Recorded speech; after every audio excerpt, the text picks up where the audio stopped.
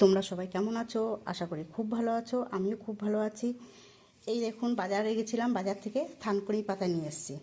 এই পাতাটার নাম হচ্ছে থানকুনি পাতা। এটা গরম ভাতে খুব ভালোই লাগে খেতে। তা চলো তোমাদেরকে দেখাবো এই পাতাটা কিভাবে আমি করি।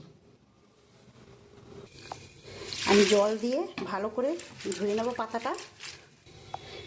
পাতাটা আমি ধুয়ে নিয়েছি, আমার ধোয়া হয়ে গেছে, আমি তুলে নিলাম। কালো জিরে, রসুন আর শুকনো লঙ্কা এই একসঙ্গে আমি ভেজে নিচ্ছি। ভাজা হয়ে গেছে, এবার আমি তুলে নেব। আমি এবারে শুকনো লঙ্কা, থানকুনি পাতা, কালো জিরে, রসুন আমি একসঙ্গে করে বেটে নেব।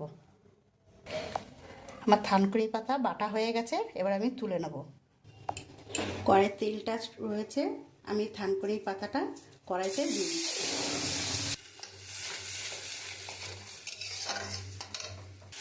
একটু নুন দিয়ে দিচ্ছি।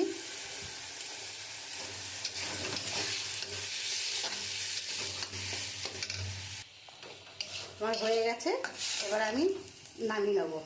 কি সুন্দর গন্ধটা, খুব সুন্দর বেরিয়েছে। এটা গরম ভাতে খেতে খুব সুন্দর লাগবে।